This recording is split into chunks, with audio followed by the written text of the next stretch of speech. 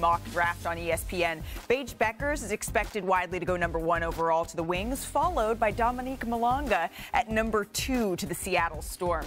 Now, the WNBA's 2025 draft class, they started this week out in style. Look at that, flipping the switch at the Empire State Building, turning it orange ahead of tonight's big events. And one of the members of tonight's draft class joins us now, 19-year-old French phenom, Olympic silver medalist, and the projected #2 pick in tonight's draft, Dominique Malonga. Thank you so much for spending some time with us here on NBA Today. Thank you for having me. We really appreciate it, especially because, Dominique, the draft is one of my favorite nights of the year because we get to see lifelong dreams realized here. What do you expect the feeling of hearing your name? What do you expect that to be like, knowing the journey it took to get here from France? I don't know. I don't really expect something. I just can't wait to be there in the moment, live the moment with my family because they all been able to come and support me. So I just can't wait to be there and to share that moment. And of course, it's once in a lifetime. So yeah, I'm so excited. I think that's the best way to be, right? Just living in the moment, feeling it, being centered. Exactly. I think that's absolutely the right mentality to have going into all of this. Tony Parker once called you the female version of Victor Wembanyama. You're smiling. What do you make of that comparison? I mean, this nickname is like stick to me, I think, now for a long time.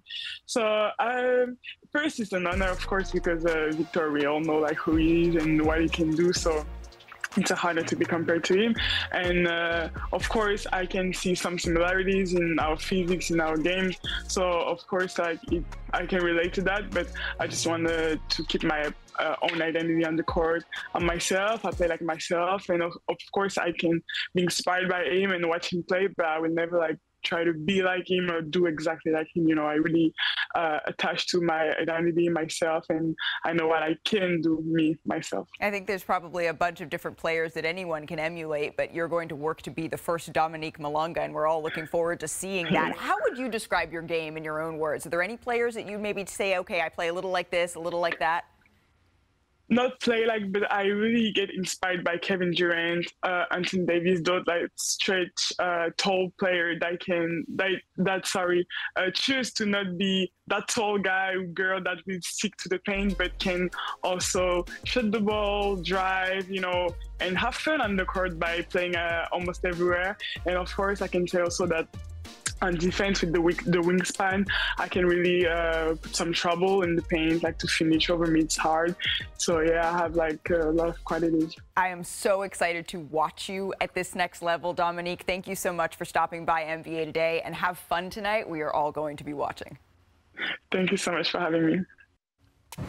And while the future of the WNBA is being shaped tonight, in the NBA, it's decision time for several franchises. For the latest, Shams is here with some updates. So let's start with the 76ers. They missed the postseason. Shams, how is this franchise moving forward? Well, Daryl Morey said on Sunday that him and Nick Nurse will be back as general manager and head coach of this team. But the health of the big three, Joel Embiid, Paul George, Tyrese Maxey, that is the biggest question going into this offseason. There was tension at times between the front office and Joel Embiid as far as playing or getting surgery. He got surgery. Now it's about his health moving forward. Okay, so standing pat in terms of coaching and front office here. Over in New Orleans, though, a different decision was made today, Shams. David Griffin has been fired after being the executive vice president of basketball operations for the last 6 years. Sources tell me today that Joe Dumars, the former 2004 Pistons championship executive, is the leader to become the next head of basketball operations for the Pelicans. He's a Hall of Famer with the Pistons previously,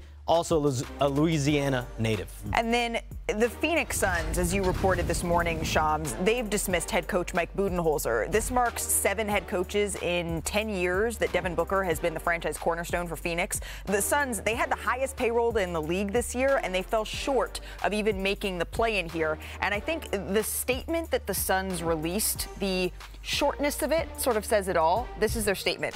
Quote, competing at the highest level remains our goal, and we failed to meet expectations this season. Our fans deserve better. Change is needed. Usually when you hear a statement from teams, there's a little bit more there, a thank you to the coach, etc. So I think this is indicative of how the Suns are feeling right now. Where do the Suns go from here, Shams? From a grand perspective, it's about Devin Booker and where does he stand in all this. And I think that is very important, Malika. And from my understanding is he remains the foundation of everything they're doing in Phoenix. Everything else, though, has been up for discussion with the Suns except for Devin Booker. And we saw they went from 49 wins, the 6th seed, the number 13th ranked defense last season, to this year. They were the 3rd worst defensive team in the NBA. Mike Budenholzer clearly